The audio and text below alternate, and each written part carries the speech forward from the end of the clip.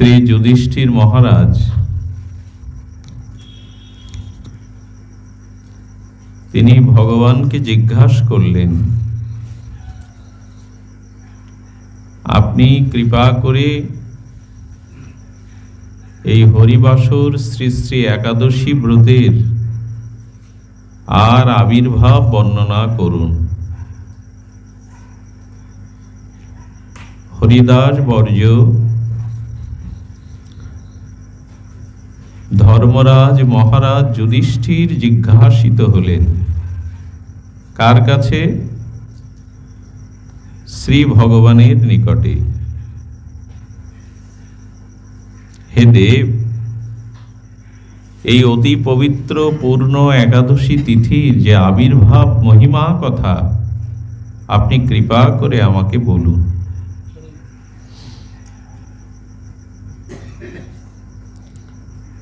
বলছেন, সত্যযুগে মূর নামক একজন দৈত্য বা অসুর ছিলেন, মহা পরাক্রমশালী।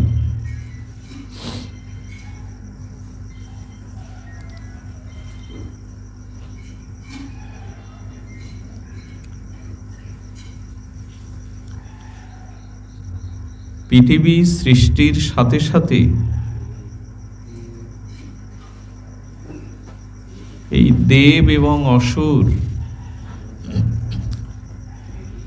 রজ এবং তম,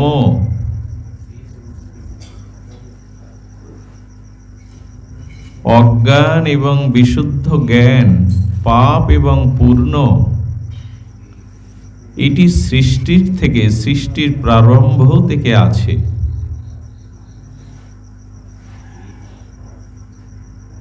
তো অসুরদের কাজ, দেব দৈত্য দানবদের কাজ হলো শুভ শক্তিকে পরাজিত করা, দেব শক্তিকে পরাজিত করা।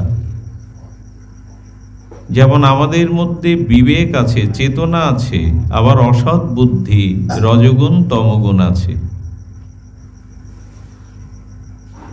আমরা যেমন কাম, ক্রোধ, লোভ, এই রজ এবং তম প্রকৃতি গুণের দ্বারা বশীভূত হয়ে পড়ি, পরাজিত হই বারবার। সত্য পরাজিত হয়, ন্যায় পরাজিত হয়, বিবেক পরাজিত হয় অসত্যের কাছে, অবিবেকের কাছে। শুদ্ধ সাত্ত্বিক পরাজিত হয় রজগুণ তমগুণের কাছে। তেমনি মূর নামক দৈত্যের কাছে দেবরাজ ইন্দ্রাদি দেবগণ বারবার পরাজিত হয়ে তারা লাঞ্ছিত আর স্বর্গ থেকে বিতাড়িত হতে লাগলো। এবং দেবগণ নিরুপায় হয়ে ভগবানের চরণে একান্ত প্রার্থনা করল, প্রভু এই দৈত্যের হাত থেকে আমাদেরকে রক্ষা করুন। আপনার চরণে শরণাপন্ন, আপনার চরণে প্রণতি, স্তুতি, আকুতি, আমাদেরকে রক্ষা করুন। ওং নমো দেবদেবশ, আপনি কৃপা করে হে দেব আমাদের উদ্ধার করুন।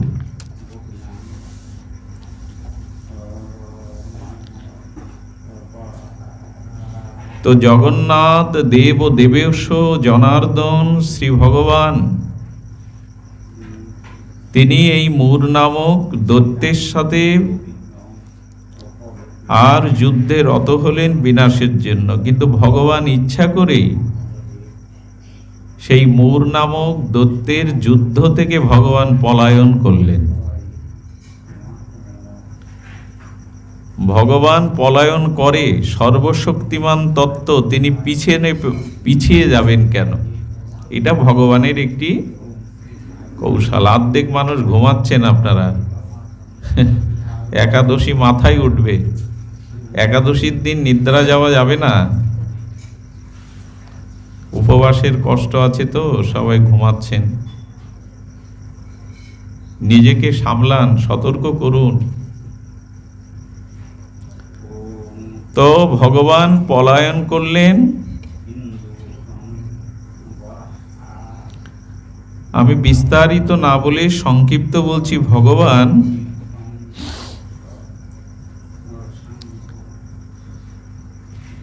তিনি পলায়ন বৃত্তির দ্বারা এক স্থানে, নিরাপদ স্থানে বিশ্রাম নিয়েছিলেন।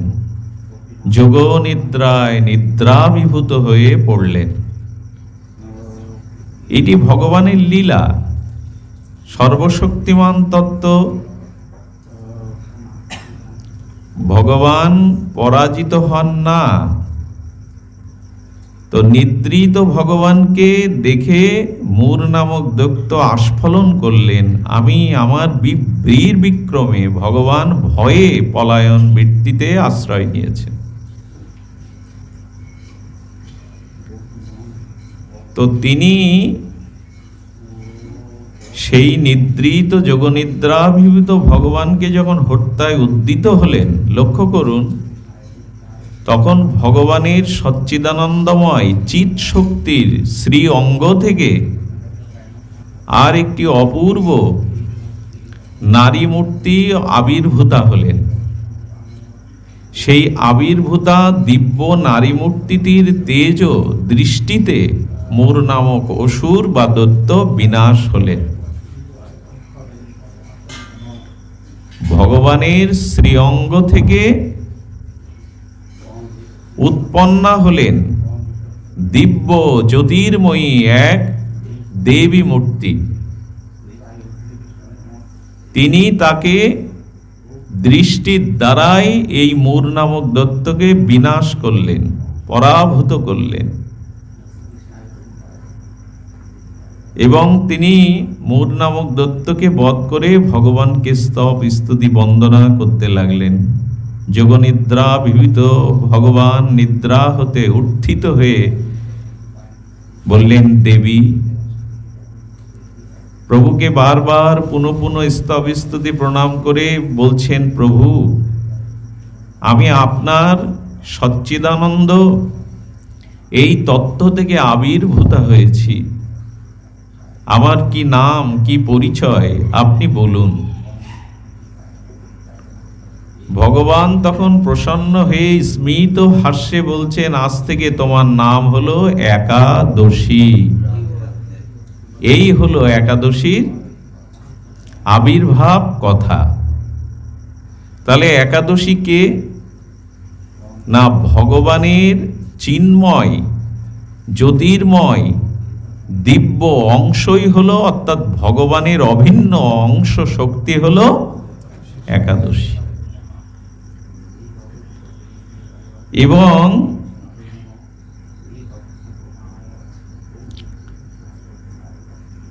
তিনি বারবার প্রণত হয়ে বলছেন, প্রভু, আমার নাম করলেন, একাদশী নামকরণ করলেন। তো সেখানে বলছেন, তোমার কার্য ত্রিভুবনে আনন্দিত হবে। তুমি যে মূর নামক দৈত্যকে বিনাশ করে দেবতা আর মানবকে তুমি শান্তি দিয়েছ, স্থিতিশীলতা দিয়েছ, তাই তোমার দ্বারা জগৎ আনন্দিত। তুমি মনোমত বর প্রার্থনা করো। হে একাদশী, তুমি আমার কাছে বর প্রার্থনা করো।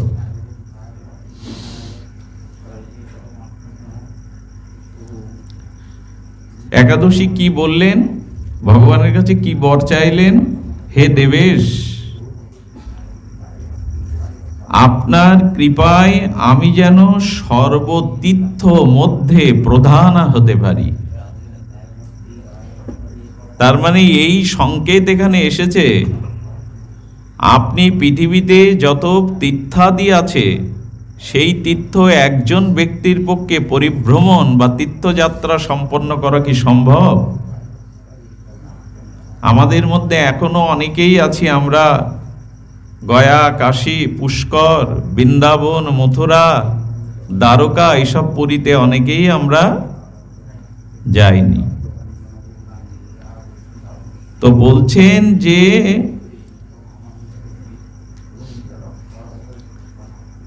আপনি ত্রিসত্য করে বলুন, আপনার কৃপায় আমি যেন সর্বতীর্থ মধ্যে প্রধানা হতে পারি। অর্থাৎ একাদশী ব্রত যিনি নিষ্ঠার সহিত শাস্ত্র বিধিপূর্বক একাদশী ব্রত পালন করেন, তিনি সর্বতীর্থ পরিভ্রমণের ভগবৎ কৃপা লাভ করেন।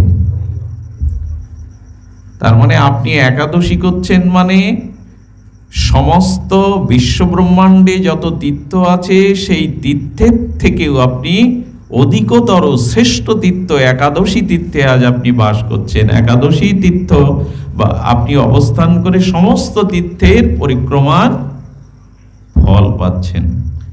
কথাটা ভগবান বলছেন।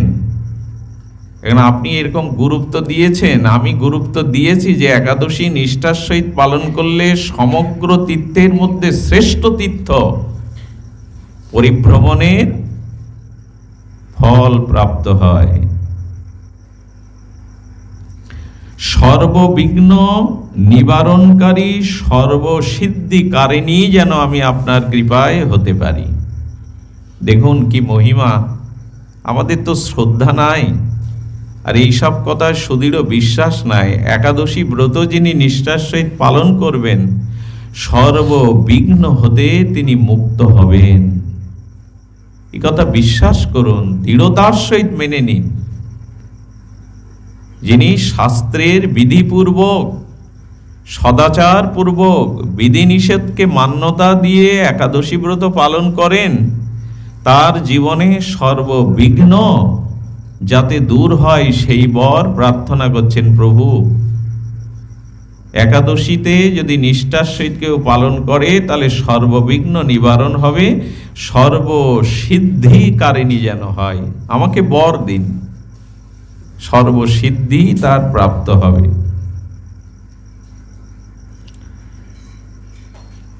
হে জনার্দন, হে কেশব, যারা আপনার চরণে ভক্তিপূর্বক একাদশী ব্রত পালন করবে, কার সাথে কথা হচ্ছে এটি বলুন আপনারা, কার সাথে কথা হচ্ছে? শ্রী ভগবানের সাথে, ভগবানের পরমা শক্তি উৎপন্না এই দিব্য জ্যোতির্ময়ী একাদশীর সাথে কথা নয়, বর প্রার্থনা করছেন এবং ত্রিসত্য করে বলেছেন, আমি যা চাইব প্রভু আপনি তা আমাকে প্রদান করবেন। বলছেন, হে জনার্দন, আপনার প্রতি ভক্তিপূর্বক একাদশী দিনে যারা উপবাস করবে তাহাদের সর্বসিদ্ধি যেন প্রাপ্ত হয়, আপনি আমাকে এই বরই প্রদান করুন।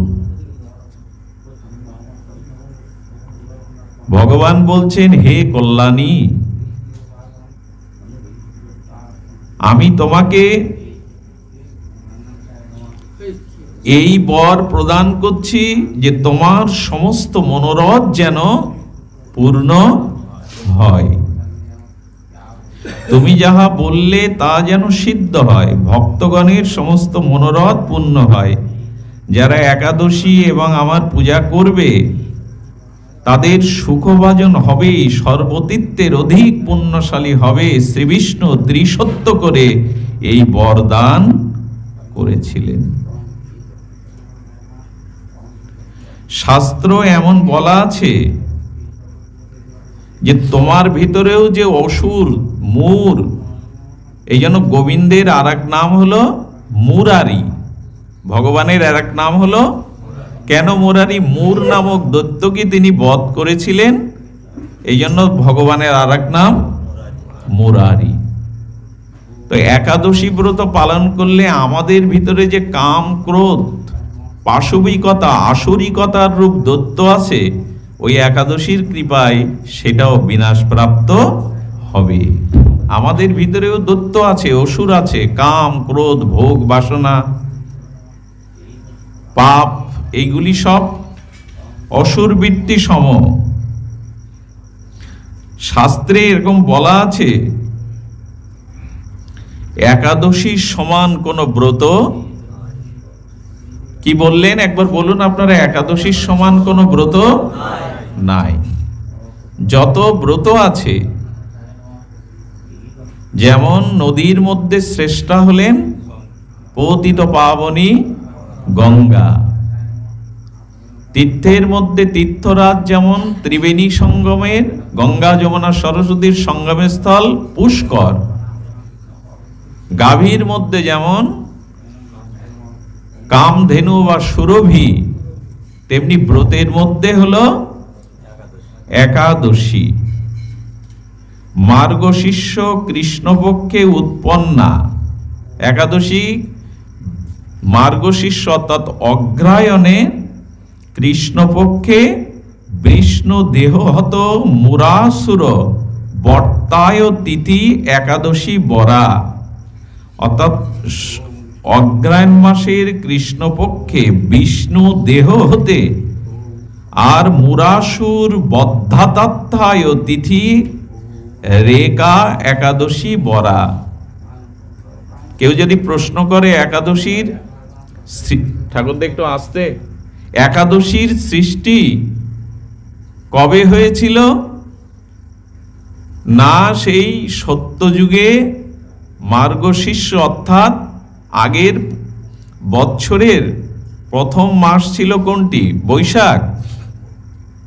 এটা সম্রাট আকবর সম্ভবত বাংলা সালের প্রথম মাস করেন বৈশাখ। আমাদের গীতাতে বলছেন অগ্রহায়ণ হলো আমাদের বৈদিক সনাতনের বৎসরের প্রথম মাস আগে ছিল, কিন্তু পরবর্তীতে রাজা মহারাজারা খাজনা বা তাদের করের সুবিধার্থে তারা বৈশাখকেই প্রথম বছরের মাস হিসাবে গণনা করেন। এটা অনেকের জানা। তাহলে আপনাদের কাছে যদি প্রশ্ন করে একাদশীর আবির্ভাব কবে, তো শেষ সত্যযুগের আদিতে মার্গশীর্ষ অর্থাৎ অগ্রহায়ণ মাসের কৃষ্ণপক্ষে শ্রী ভগবানের অঙ্গ থেকে দেব দ্যুতির্ময়ী এই একাদশীর সৃষ্টি বা আবির্ভাব। এগুলো আমাদের জানা থাকতে হবে। তো শাস্ত্রে বলছে তচ্চ কৃষ্ণ প্রণীতা দ্বিবিধা প্রাপ্ত তত্ত্বস্তথা ভোজনস্য নিষেধ ধা কারণে প্রত্যাবায়ত। একাদশীটা করতে হবে কেন? আমার পাপ ক্ষয় হবে বলে, আমার পুণ্য হবে বলে, আমি স্বর্গে যাব বলে? মা বলুন আপনারা একাদশী কেন করেন? আপনারা পাপ ক্ষয় হবে বলে, পুণ্য হবে বলে, স্বর্গ আদি পাবো বলে, সংসারের উন্নতি হবে বলে? না, এই উদ্দেশ্যে করলে সেই উদ্দেশ্যটা উদ্দেশ্য, তবে সেটা সকাম হয়ে যাবে, নিজের কামনার জন্য হয়ে যাবে। একাদশী করতে হবে কেন? যেন ভগবান প্রসন্ন হন, শ্রীকৃষ্ণ রাধারানী প্রসন্ন হন। ভগবানকে আনন্দ বা প্রসন্নতার জন্য যা করা হয় তা সর্ব মহামঙ্গলযুক্ত হয়। আমার রোগ শোক বিপদ আপদ দূর করবার জন্য যে ব্রতের সংকল্প করা হয় সেটা অত্যন্ত সকাম, সেটা নিজের স্বার্থ নিজের কামনার জন্য হয়। তস্মিন তুষ্টে জগত তুষ্ট।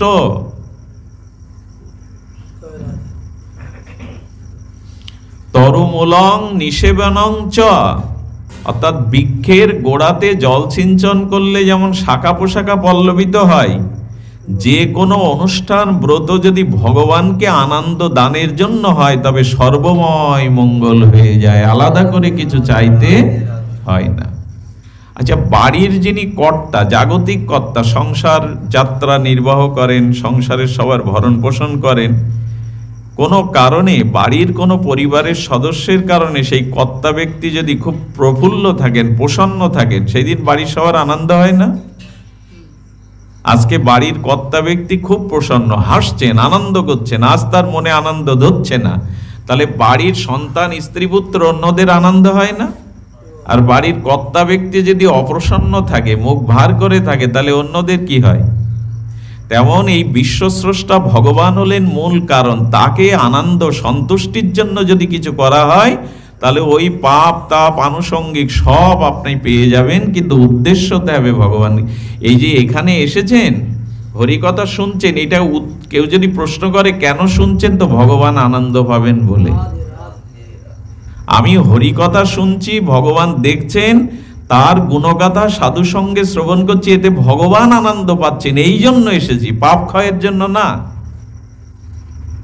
এগুলো জেনে ব্রত করলে, এরকম মহৎ নিষ্কিঞ্চন উদ্দেশ্য থাকলে ভক্তি হয়, যে ভগবানকে শ্রীকৃষ্ণের প্রীতিবিধান করার শাস্ত্রের উদ্দেশ্য এই হেতু একাদশী ব্রতের নিত্যতা। একাদশী ব্রতে কি করতে নাই?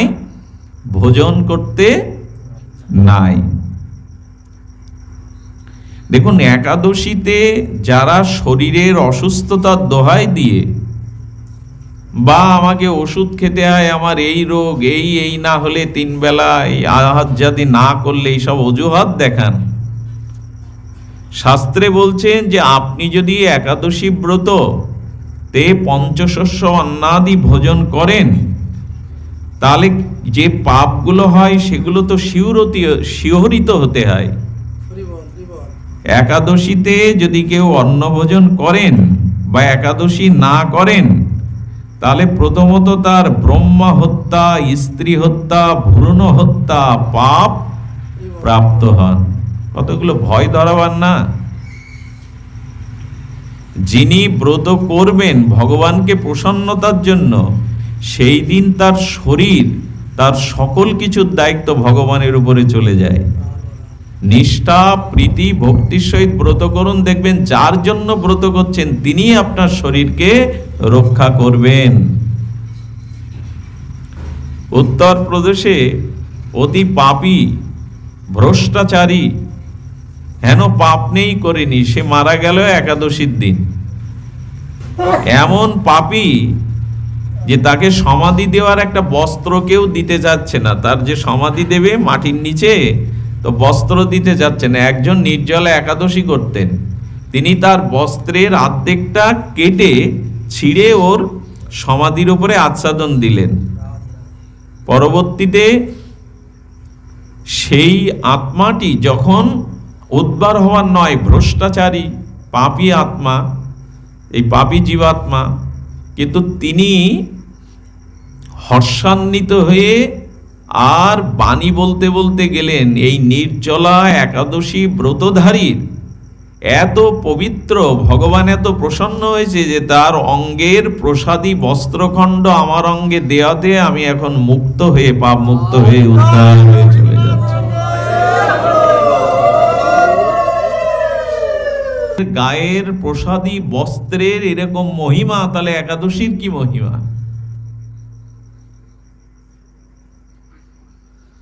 তো বলছেন শরীরের দোহাই দিয়ে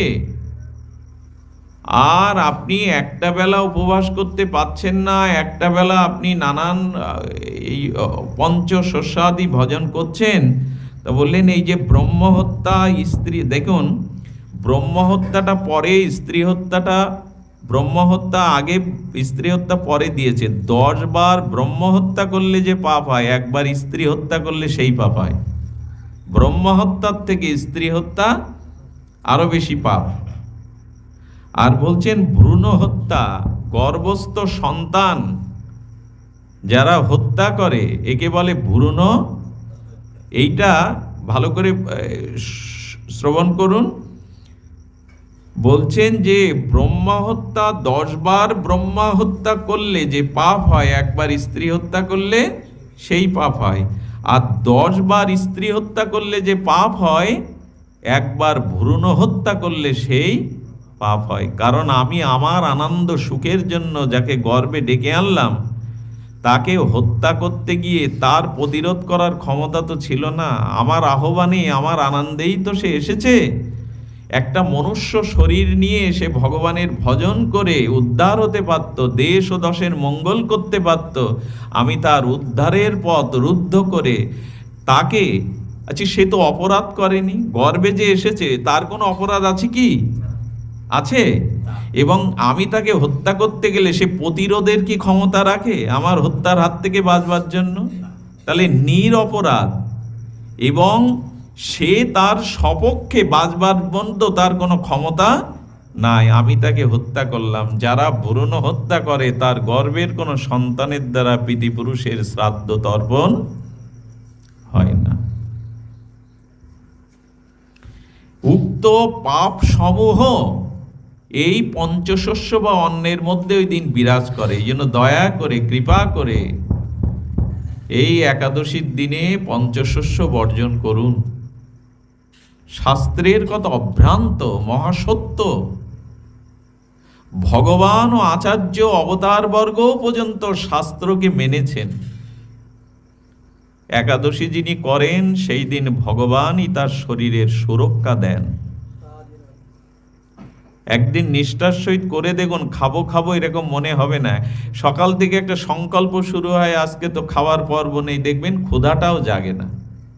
সংকল্প করে কোনো কাজ শুরু করলে, যেমন কোনো মায়েদের তার মেয়ের বিয়ে, সেদিন সে খাবো খাবো করে, যে মার উপবাস থাকতে হয়, কালী পূজা, সেদিন উপবাসের কারণে সে খাবো খাবো করে। উপবাস থেকে সংসারের সমস্ত কাজ, পূজার সমস্ত দ্রব্য, তবু তার ক্লান্তি, কারণ একটা সংকল্প করেছে।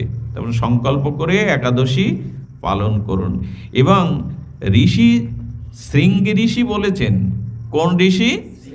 শৃঙ্গি ঋষি বলেছেন, নারীরা যদি রজস্বলা হয়, একাদশীতে নারীরা যদি রজস্বলা হয়, কিংবা জন্ম শৌচ মরণ শৌচ হয় না, বংশে কেউ জন্মালো মরল, বললেন নারীরা যদি রজস্বলা হয় একাদশীর দিনে, বা জনন শৌচ মরণ শৌচ হয়, তবু কোনো ক্ষণের জন্য যেন একাদশী ব্রত কেউ ত্যাগ না করে।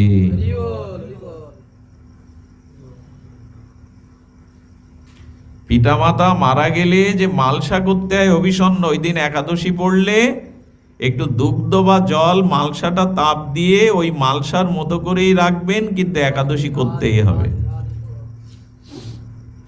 জন্ম মরণ অশৌচ হরিনাম বা একাদশীতে আটকায় না। শাস্ত্রে এমনও বলা আছে যে সতী রমণী, যে নারী পতির মঙ্গলের জন্য একাদশী করে। আগে বললাম নিষ্কাম ভাবে করতে হবে, তারপরেও আমরা তো নিষ্কাম হতে পারি না, আমাদের চাওয়া পাওয়া থাকে। যদি কোনো রমণী মানে পতির কল্যাণের জন্য এই একাদশী পালন করে, তবে সে তার প্রতি শতগুণ অধিক পুণ্য প্রাপ্ত হয়ে যান। কোনো রমণী যদি স্বামীর কল্যাণের জন্য একাদশী ব্রত পালন করে। বিষ্ণু ধর্মোত্তরে এটা কথিত আছে, ভক্তিযুক্ত হইয়া পুত্র ভার্যা সজ্জনগণের সহিত উভয় পক্ষে একাদশী উপবাস করা উচিত।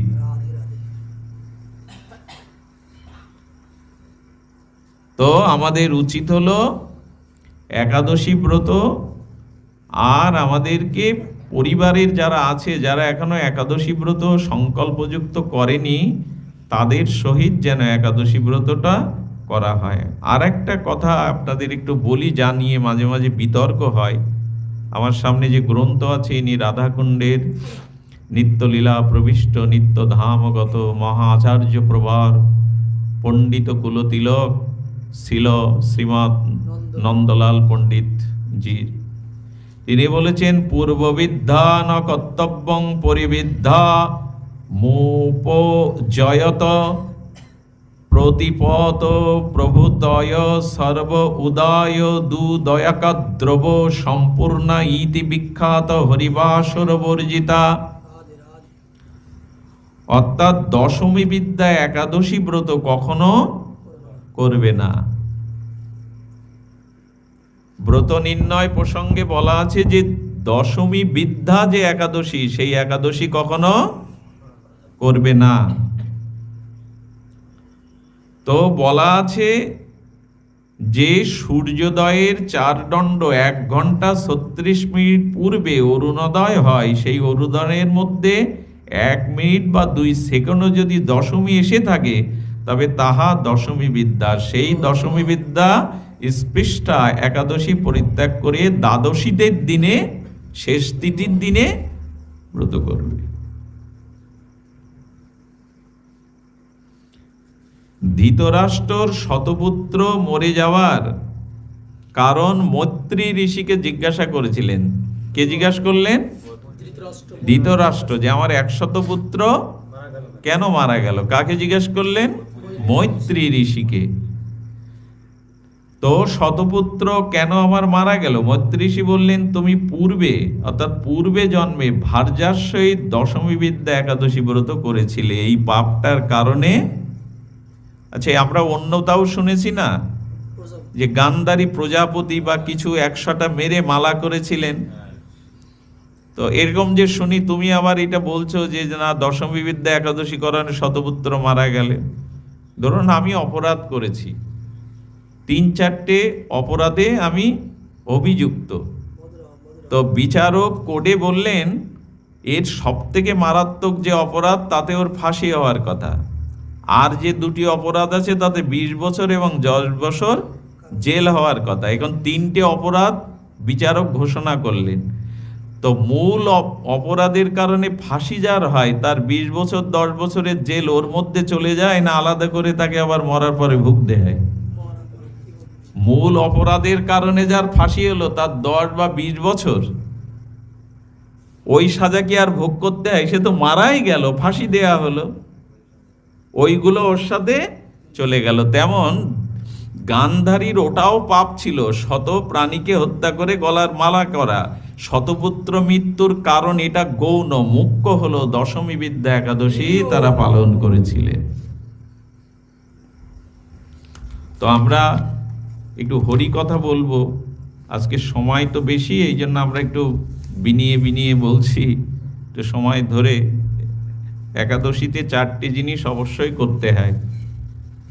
একটা হলো শ্রীমদ্ ভাগবত গীতা পাঠ, হরিবাসর, নিশি জাগরণ, এগুলি করতে হয়, একটু রাত জাগতে হয়। দেখুন, একাদশীটা যারা এখনো সংকল্পপূর্বক গ্রহণ করেননি তাদের জন্য বলা হচ্ছে যে ব্রহ্মঘাতী, সুরাপায়ী, চোর, গুরুপত্নীগামীর ধর্মশাস্ত্র মতে প্রায়শ্চিত্তের বিধান আছে। যত পাপ করুক, গুরুপত্নীতে গমন, চোর আর সুরাপায়ী অর্থাৎ মদ্যপান, মহাপাপের মধ্যে একটা আছে মদ পান করা। অতি পাপীও যদি গঙ্গায় যায় স্নান করতে, পতিত পাবনী গঙ্গা তার পাপ ধুয়ে দেন, কিন্তু মদের কোনো পাত্র যদি গঙ্গায় পড়ে, গঙ্গা সেদিন নিজেকে অপবিত্র জ্ঞান করেন। এই জন্য নেশাগুলো জীবন থেকে বাদ দেওয়ার জন্য সন্তানদের দিকে লক্ষ্য রাখুন।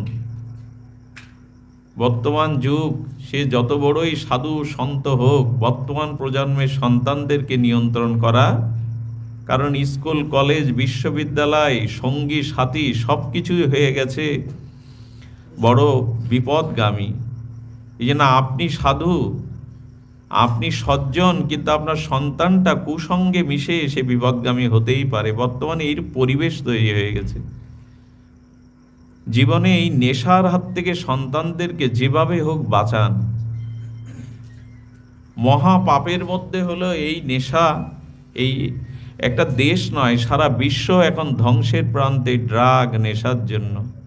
ভাগবতে বলেছিলেন যে মহা পাপের মধ্যে একটা হলো, তো যদি কেউ সুরা পান করে ব্রহ্মঘাতী হয়, চোর, গুরুপত্নীগামী হয়, তো ধর্মশাস্ত্রে তার প্রতিবিধান দেওয়া আছে, প্রায়শ্চিত্তের বিধান আছে। কিন্তু জেনে শুনেও যিনি শুধু জিহ্বার লালসে উদর পরিপূরণের জন্য একাদশীতে অন্ন পান, তার মহাপাপের কোনো প্রায়শ্চিত্ত শাস্ত্রে লিখে যায়নি, লিখে যায়নি। একাদশীর দিনে একটা নিয়ম আপনি একটু শুনুন, চোখ খোলা রেখে শুনুন। একাদশীর দিনে একবারের বেশি ভোজন আপনি যদি নির্জলা করতে পারেন সেটা তো সর্বোত্তম। যদি শারীরিক কারণে আপনি নির্জলা উপবাস নাও করতে পারেন, তবে যদি ভোজন করেন একাদশীতে পুনঃ পুনঃ খাওয়া যাবে না। জল বা ফল যেটা পান একবারেই, কি বললাম, দুপুরে খাবো, রাতে খাবো। একাদশীতে ভোজন কয়বার মায়েরা বলুন একটু, আপনারা বলুন কয়বার? আমরা খাই তো একবার, দুপুরে একবার, রাতে একবার। আরে ব্রতইটা হলো কি? ভোজন যদি করতে হয় তবে কি করতে হবে? যা কিছু জল, ফল, অনুকল্প ভগবানের যেটা পেতে হবে ওটা পেতে হবে কবার? একবার। তা না হলে একাদশী হলোই না। একটু সংযম করুন। দেখুন, ডাক্তার যদি বলে দেয় তোমার লিভারে চর্বি জমেছে, বেটা 2 দিন তোমাকে একটু না খেয়ে থাকতে হবে, জল ছাড়া কিছু, যে বাঁচবার তাগিদে মানুষ কি করে? ডাক্তার বললে মানবে, কিন্তু ভগবান বলছেন ভবব্যাধি দূর করবার জন্য, পাপ দূর করবার জন্য, তাতে মানা নাই। আমাদের কাছে ভগবানের গুরুত্ব খুব নাই বিধায় এটা হয়। ডাক্তার বললে আমরা সেটা মানি। আর একাদশীতে একবার ভোজন করবেন, তো কি ভোজন করবেন বললেন? একাদশীর দিনে ভগবানে অনিবেদিত কিছু মুখে দেওয়া, ওই একবার যা নেবেন সেটাও ভগবানকে নিবেদন করে তবে পেতে হবে। অনিবেদিত একাদশীর দিনে কিছু নেওয়া যাবে না। পদ্মপুরাণে ভগবান শিব পার্বতীকে বলে দিছেন যে অন্নমাত্রই পরিত্যাগ করবে। আর কি বলেছেন? শ্যামা চাল। আজকাল এটা খুব বিক্রি হয়, আমাদের প্রবীরদা আছেন, আমাদের প্রহ্লাদ আছেন, শ্যামা চাল আজকাল খোঁজে তো একাদশীর দিনে। আচ্ছা, এইটা ঘাসের দানা অমুক তমুক বলা হয়, অমুকরা নেয়, ওর মধ্যে একটা চালের কণা যদি মিশে যায়, আপনার করার আছে কিছু? এক বালতি দুধে এক বিন্দু গোছানা পড়লে কি হয় দেখবেন? একটা জলের পাত্রে এক বিন্দু তেল দিলে পুরো তেলটা জলের উপরে একটা পদ্ম বিস্তার করে, প্রভাব বিস্তার করে। তাই জন্য শ্যামা চাল, মাসকলাই, মসুর ডাল, জব, গম, তিল অনেক কিছুই এখানে বলা আছে, ভুট্টা, সোয়াবিন, চীনাবাদামও নিষেধ করা আছে। এসব ঝামেলায় না গিয়ে একটু ফল, দুগ্ধ পাওয়াই ভালো। তো যাই হোক, আমরা একাদশীর কথা আজকে ঠাকুরদা উল্লেখ করেছেন যে আজকে জয়া একাদশী বা ভৈমী একাদশী। কারণ ভীষ্মদেব বলেছিলেন, ভীম তুমি তো বিকোদর, তুমি অন্তত একটা একাদশী করো বছরে, একাদশী না করলে তো মহা পাপ হবে। তা ভীম এই একাদশীটা করেছিলেন বিধায় এটা ভৈমী বলা হয়, কিন্তু মূল একাদশীর নাম হলো জয়া একাদশী। ভীম যেহেতু এইটা উপবাস করেছিলেন, কারণ তার পক্ষে না খেয়ে থাকা সম্ভব ছিল না, কিন্তু ভীষ্মদেব বলেছিলেন তুমি অন্তত একটা একাদশী পালন করো। একাদশীর মহিমা সমান শ্রদ্ধেয় ঠাকুরদা বলেছেন, এমন নয় যে শুধু এইটাই করতে হবে, সব একাদশীর মহিমাগুলোই। কিন্তু যারা পারে না মোটে তাদেরও বলা হয়েছে উত্থান, শয়ন, জয়া, আর একটা কি যেন 500, এই 4টে অন্তত যেন তারা বাদ না দেয়। যাদের পারতপক্ষে অসুস্থ শরীর দূর বা যারা রোগগ্রস্ত মোটেও পারে না, তারা যেন এই 4টি করে, এই জন্য এইটার বিধান বলা আছে।